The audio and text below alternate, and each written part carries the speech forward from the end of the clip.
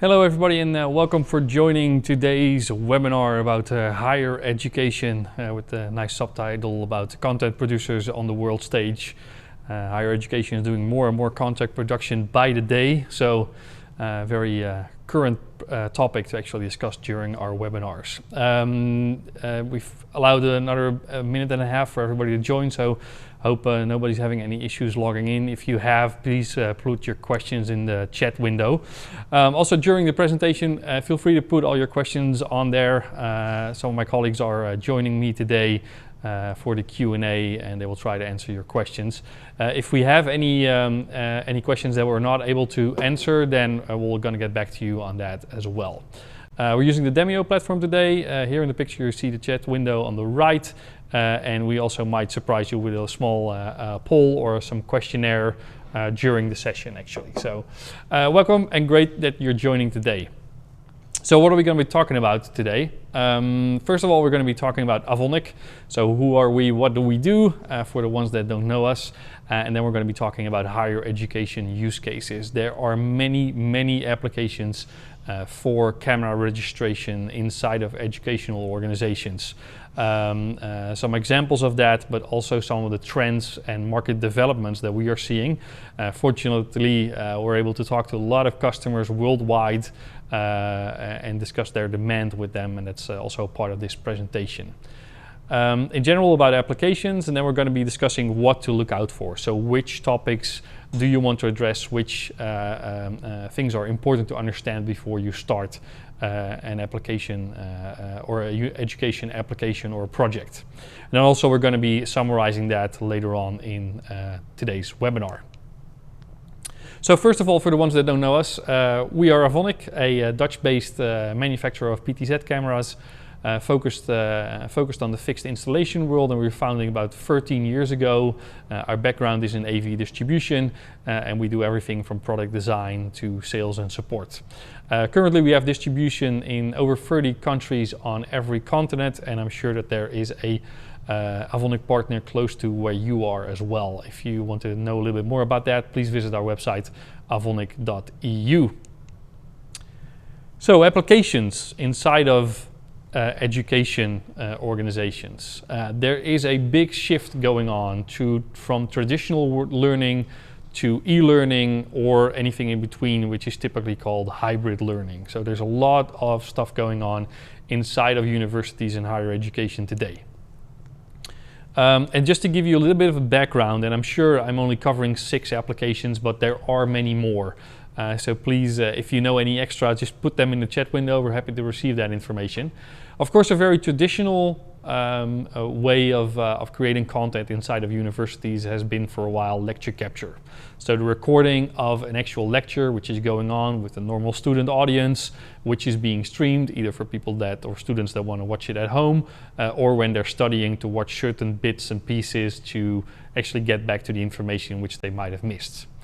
Massive online open courses and e-learning. There's a lot of things the same between these two applications, but there's also some differences. We're going to be talking about that as well. And especially in today's situation in the world, you can understand that there's a lot of pressure on e-learning. There's a lot of pressure on higher education and universities to create new content and to facilitate their professors and their teachers in communicating with the students.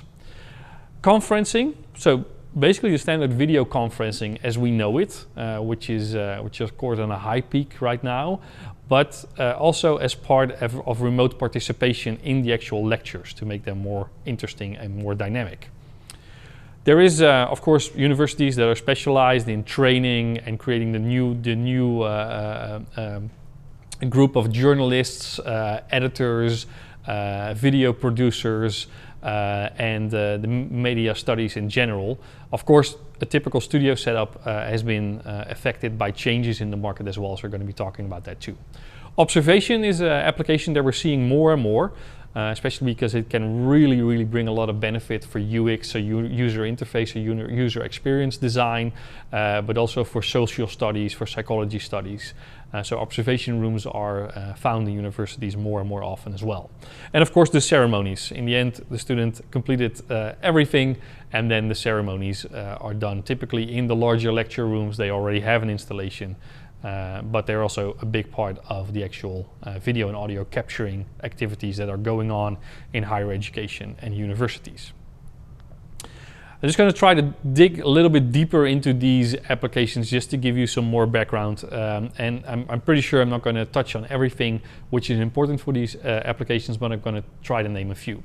Lecture capture, as I said, is probably one of the first ones that higher education and universities started using. It's a great way to create an archive of content. It's a good way to allow students to kind of like in a video on demand application actually see lectures that they've missed or that they want to see again. But most of the time it's focused on just the teacher and the PowerPoint. So just the teacher and the PowerPoint are recorded. But there is a lot more, of course, to record. As you can see in the picture above, I took a picture of the website from Ubicast, which is one of our technology partners. They go for much more a multi-screen type experience versus just the PowerPoint and the teacher. There is a move to software-based solutions ongoing, but there's still a lot of hardware-based ingest. And with that I mean, typically a room has one dedicated hardware encoder, which actually streams towards the server of the actual application. And that is a development that we're really discussing with a lot of different customers. The move to having IP ingest versus a dedicated hardware box opens up decentralized locating of servers, which could potentially allow for license sharing and reducing costs. So there's a lot that actually benefits from IP. And just unfortunately, we're seeing a lot of lecture capture providers, lecture capture software now implementing this kind of technology. In general, if you start streaming IP over the network in a higher education organization or university, the IT department is not really going to be very fond if you use multicast. It's a protocol that we know of examples where students were able to actually take the network down by using multicast traffic and streaming that over the network. So there are definitely certain things to be aware of when you start implementing IP. Inside of the actual ingest of lecture capture systems. Tracking solutions nowadays are still maturing. There's a lot of solutions on the market. We are working on a solution as well, which we expect to show more closer to the end of the year. But following the teachers, of course, also an important topic. Now and today that's done more and more in the software versus with dedicated hardware. And like I said, there's an upcoming trend to offer multi-view to the students. And the picture I show that's coming from Ubicast basically allows them to see two different blackboards or two different camera angles, or in this case it's an example of medical studies where actually you can see the same procedure from multiple viewing angles, which of course brings a lot of extra information.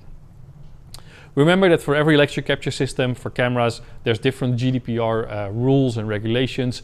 They do complicate the installation, the implementation a little bit. Some organizations handle this by putting this into their general terms and basically putting signs outside of the actual lecture halls. But like I said, it varies from country to country. One of the most interesting developments, if you ask me and if you ask most of the people here at Avonic, is actually the move from universities to offering, of course, education, but also creating a lot of content. I was actually visiting a university here in the Netherlands. They create tons of content every week. So slowly these organizations, higher education and universities, are becoming content providers, right? They have very serious installations going on. It's not just a webcam and a PowerPoint. They have very serious installations going on, and there's more and more production going on a daily basis. MOOCs and e-learning are a big driver of that. MOOCs are massive open online courses which basically are made available on certain platforms worldwide. Coursera is one, edX, FutureLearn, AgOpen. There's many more, and it's a way for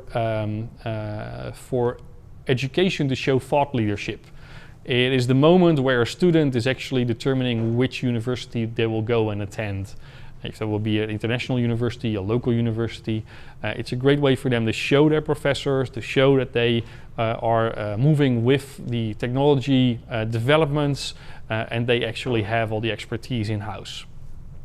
So slowly it's moving from a more traditional learning situation to blended learning. So currently it's always a mix.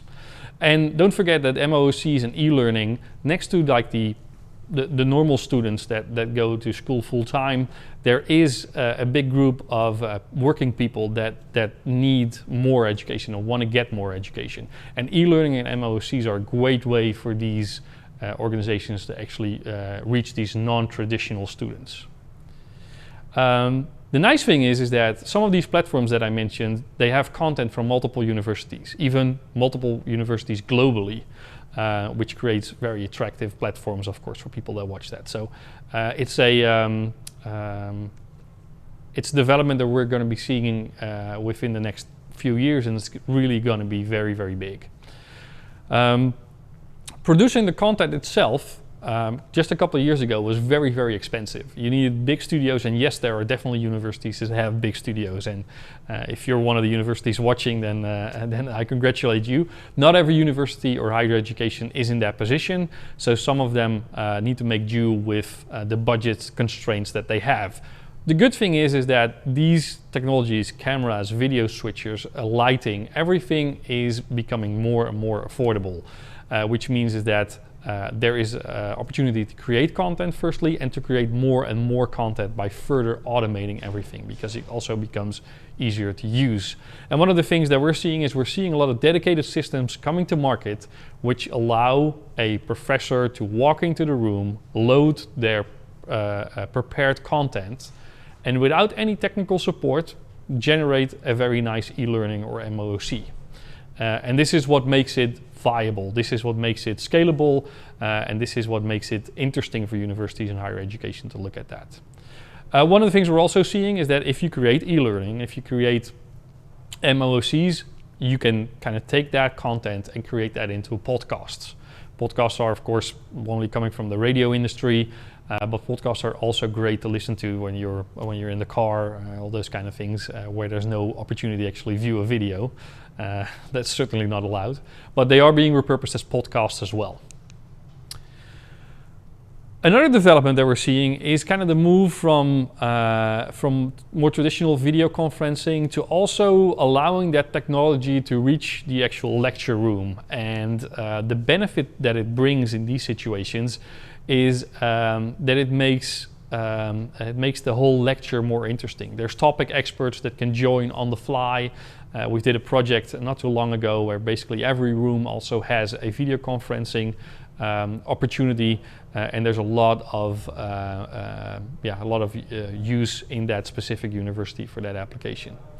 Software-based video conferencing tools are being used for remote participation. So this could be Skype, Skype for Business, Teams, Zoom, basically any application that works together with cameras and the audio coming from the room. Video and audio quality needs to be good, so it cannot be, there's a large screen on the other side, so even on the remote side somebody will need to have a good quality camera, but please invest in good quality video and audio solutions. Don't start using the low-end webcams. It's typically blown up on a big screen, so quality just needs to be good. And from our perspective, we offer a lot of installation flexibility, and we're going to be talking about that a little bit more, but USB is very straightforward to connect. It's basically what you do with any webcam, but you can do it with one of our cameras. Plus, the bonus is also you can embed balanced audio to basically generate a full single.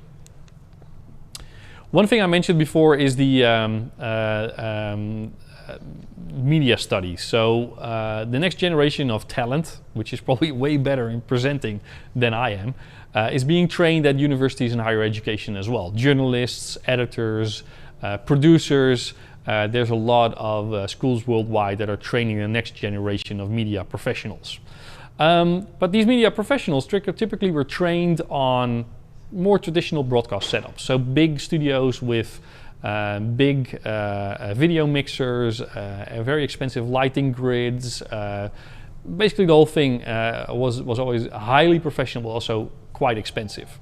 Recently, in the last couple of years, there's more and more software solutions coming to market. Today, we're actually using one of these software solutions to actually create this webinar, which has a lot of links between creating e-learning and MOOCs or even television programming.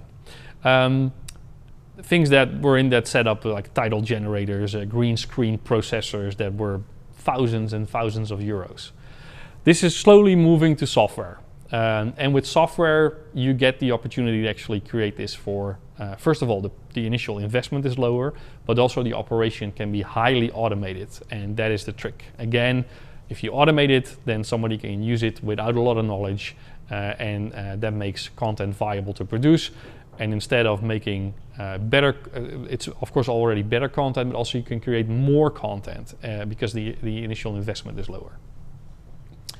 The interesting thing for the next generation of broadcast and media professionals is this shift from hardware to software, and how do these two interact. And they will need to be trained in all these kind of small or software solutions, like even the one that we're showing here, like a journalist doing a report using their mobile phone, or using one of these portable devices for reporting into the actual broadcast. This means that the next generation of media professionals will need to have a wider scope of knowledge from the technical side. And that's definitely something that universities and higher education need to worry about as well. One thing that is also kind of gaining is observation rooms inside of education organizations. They have been used for many years, mostly based on CCTV systems, which are typically bigger cameras and a little bit of a different approach. The way this can help during studies is, for instance, app and web design evaluation. Imagine that you're doing a course on UX or user experience, to actually give somebody your project and to see them browse through that user experience. You can learn where you're doing things right and where you're doing things wrong. There's also a lot of role-playing involved with some studies, and then you're thinking about medical studies, so how do you interact with a patient, social studies, and like I said, UX design. Depending on, of course, the direction of the study direction of the actual university, this will be there or this will not be there, but we're definitely seeing a significant increase in these type of systems. They've become easier to use, they can be easily operated by students, while typically there was like an AV technician required. Cameras and microphones have become smaller, they've become less visible, less intrusive in the room. But the thing to remember when you start developing these is really just to look at the viewing angles, right? Just make sure you can pick up the detail that the professor wants to see. And I think that's also very, very important. Make sure you select the right viewing angle and the right lenses for the application. One thing that is a benefit with our cameras, because they are pretty sensitive to light, you don't need to put a lot of lighting into the room, which makes it a more comfortable room and just puts people at ease way quicker than a room that feels like you're being interrogated by the police. So that makes a big difference. A couple of example pictures here where you can see the control room. You can see the actual reviewing applications and the control room from the other side. One of the other applications I spoke about is ceremonies. Ceremonies, of course, when there's a successful end to the study, the time of studies, they're traditionally done inside of existing rooms or existing installations. So most of the time they're in lecture rooms or lecture halls. Shoulder cameras can be added to get more detail, right? So if somebody wants to get specific details, then a shoulder camera can always be a little bit more flexible than a PTZ camera. The important is to be able to match the colors. Actually, in our CM70 line, we have the color matrix where you can kind of line up the colors between the cameras. But remember that most of the time, these type of ceremonies are a predefined scenario. So they already know where the professors are going to come in, where the students are going to come in. So it can, most of the time, be very, very automated, which, again, as I mentioned a couple of times, reduces the cost because it can be automated. So that was a little bit of introduction about the applications that we're seeing in universities and some of the use cases that we're seeing. Certainly not pretending that we know all of them. There's a lot more out there, but just a couple of highlights, I guess. I think then the next step would be if we found these opportunities inside of universities, and if you know that you have these needs inside of your organization, what do you need to be aware of? Well, there's a little list. It's not too complicated, but it is a list. Room lighting. So how much light is in the room?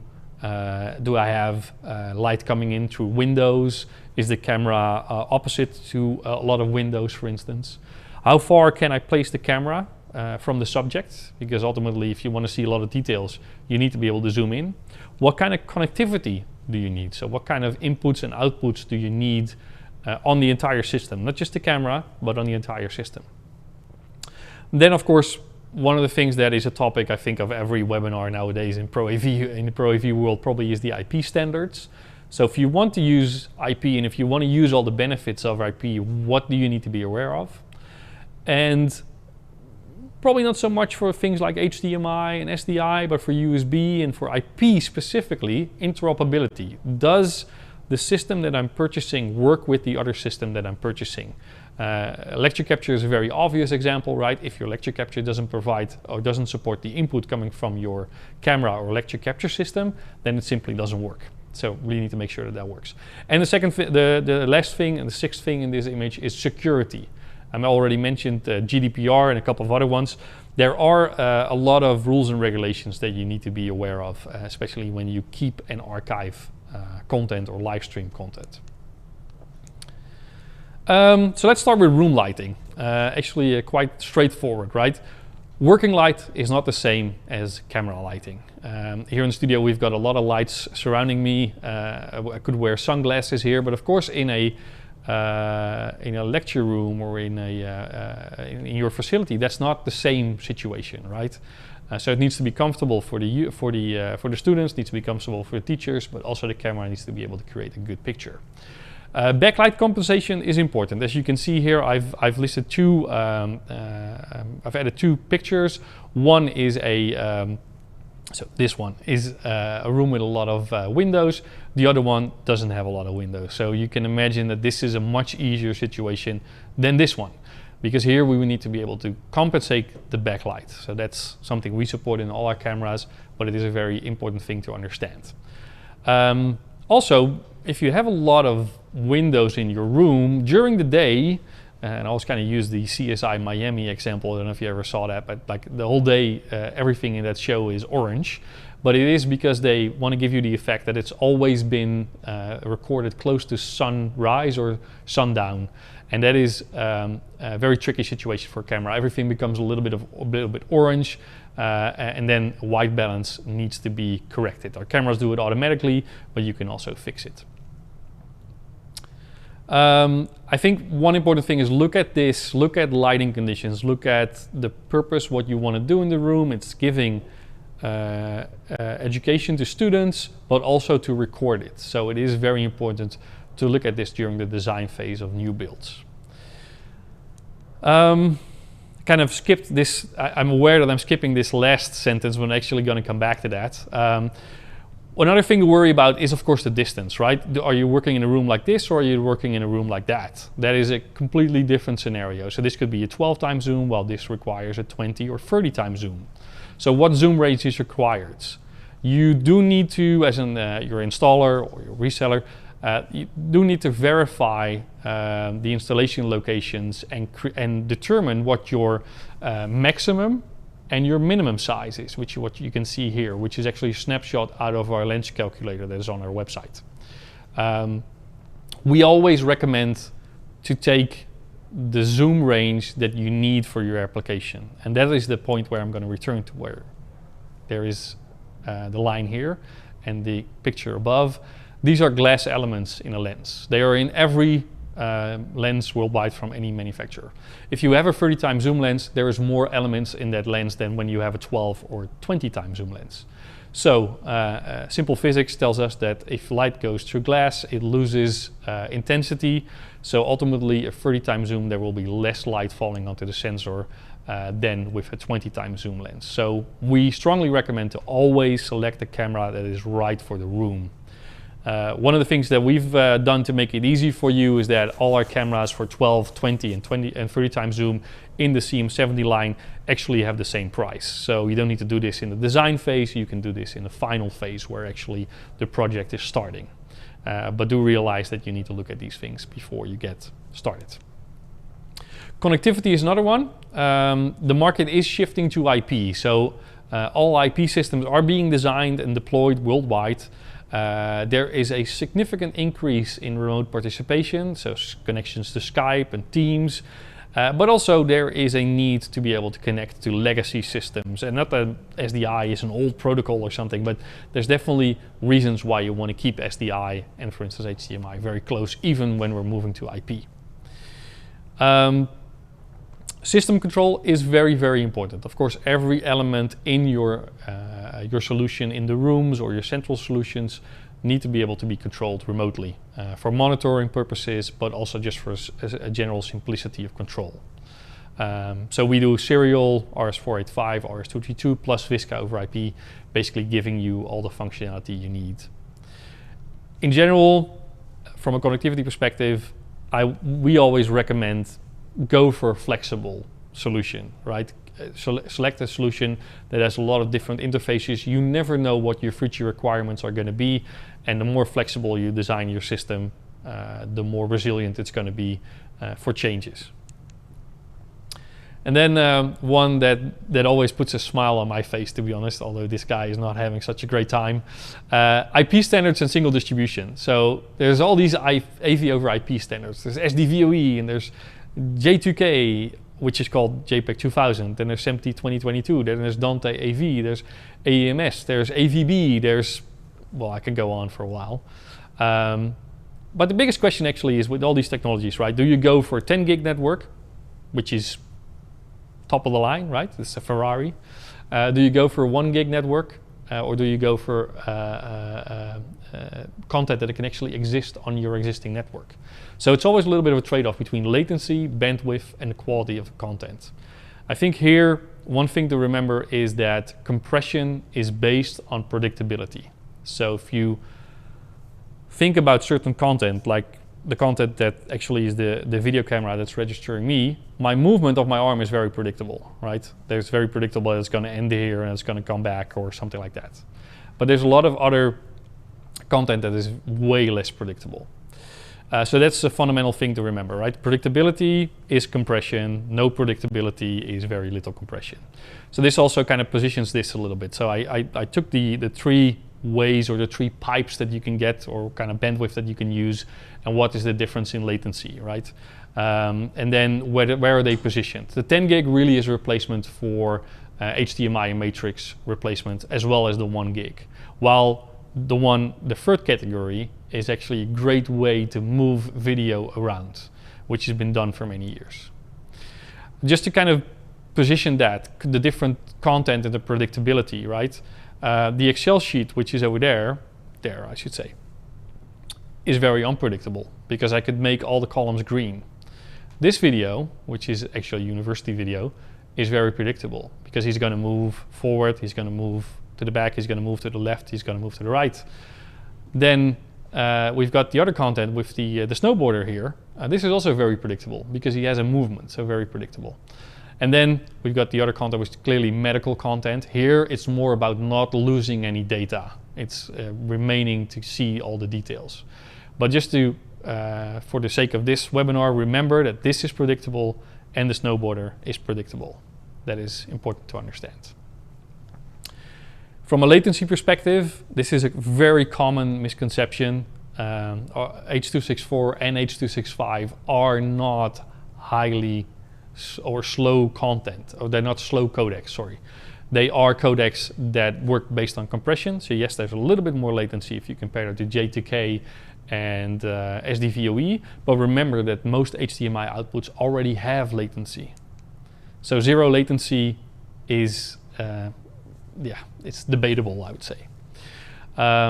So we kind of talked about the triangle, right? So it's the type of content that you have. And of course, for this webinar, we're focusing on moving content. We're focusing on video, content that is being captured by a camera.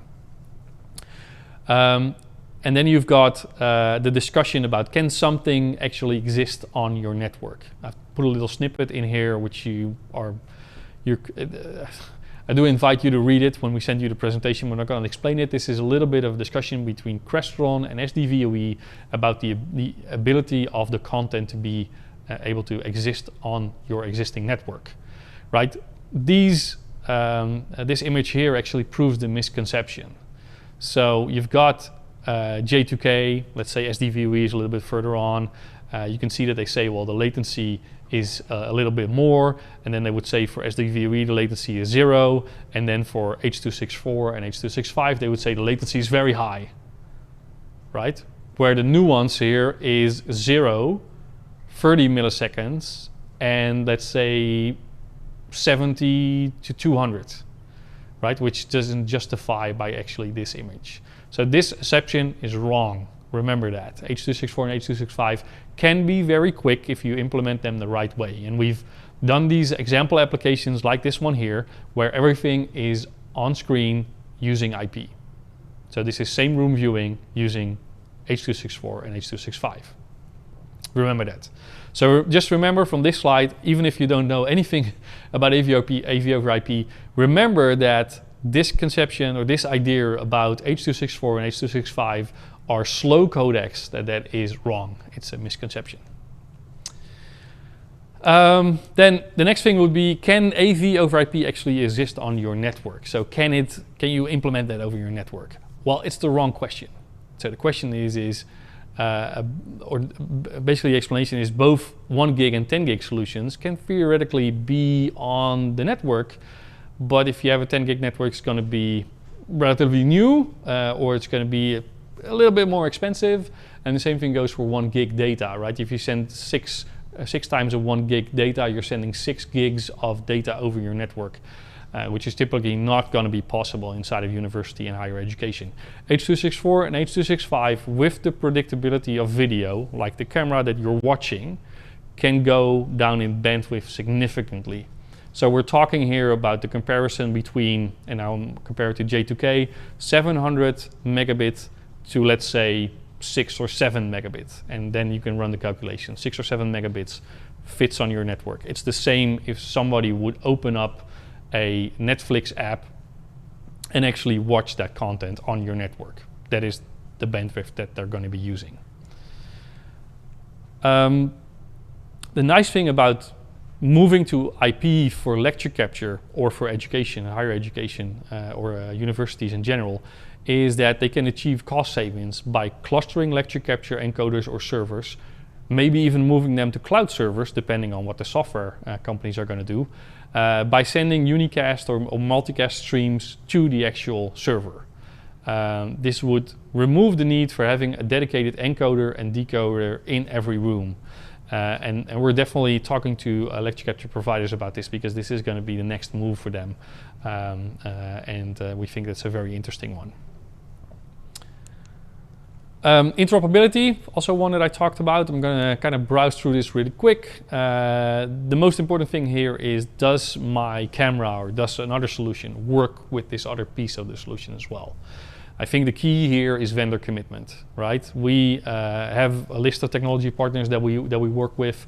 The vendor commitment is that we're not going to be finger pointing. So we're not going to be saying, well, it's his problem, somebody else points to us. No, we're going to be helping you and your reseller integrator to get through these issues.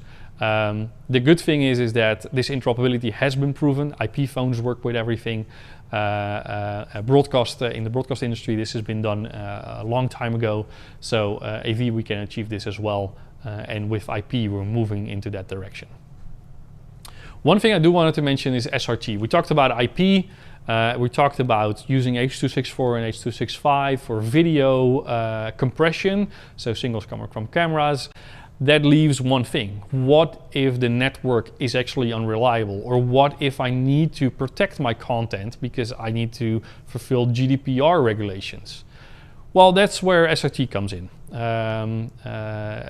SRT offers AES 128 and 256 encryption options, makes it very, very safe. And we've implemented this encryption or this SRT protocol inside of our CM70 line. The next thing that SRT also addresses is network issues. So if there is packet loss or jitter between two buildings on a campus, SRT is able to connect or fix that. We've actually done links to Germany, we've done links to the UK, we've done links to many countries, and within SRT there is a functionality implemented which is called ARQ. Forget about that very quick, but it basically allows packets to be retrieved. So as soon as the receiver is missing packets, it will go back to the transmitter to say, well, can you send me this packet again? So ideal for unreliable networks and public internet delivery. It adds content security, plus it is still low latency. It is good enough for two-way conversations because SRT is also being used in the broadcast industry by journalists. So just remember that. So a lot about IP. Now let's go back to even more data. Well, one question we're getting very often here at Avonic is, do I need a 4K camera? Well, it's kind of the same discussion. If you ask your wife or your husband about, do I need a 4K screen? Well, it still works, and it all depends on what you're actually doing with your content. So what is the distribution of your content? Of course, we know SD, Full HD, then the step to 4K, Ultra HD. 8K is also coming. So when we do that move, I think it's currently a trade-off between what do you do with your content, how do you archive it, and how do you distribute it, right? Is there a need for 4K recording inside of your organization? And if so, do you actually have enough storage capability or capacity to do so?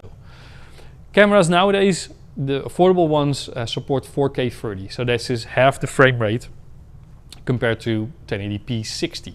So only 30 frames instead of 60. It doesn't improve the picture that much. And what we're seeing is that, yes, there are 4K 30 cameras being installed, but they're typically being put in with Full HD. So actually you're paying a premium of a couple €100 and then you're still using Full HD. So we still recommend Full HD for most applications.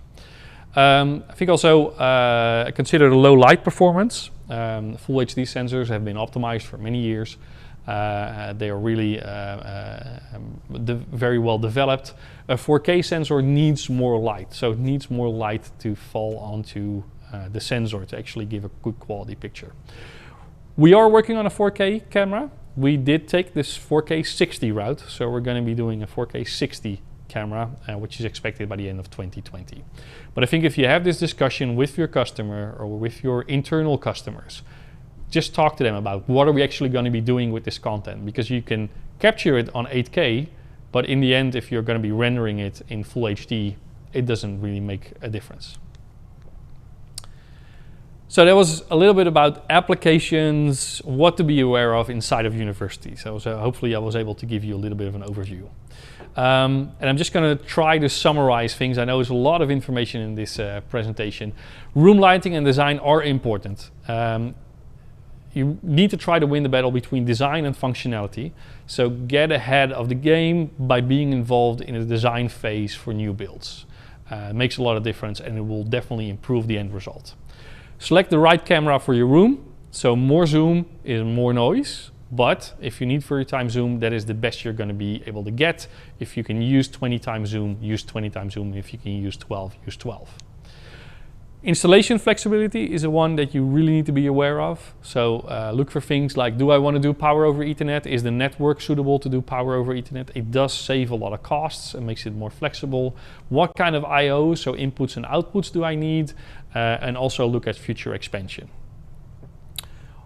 More and more systems are now IP-based. Things like vMix, but also a lot of lecture capture providers are now allowing IP ingest.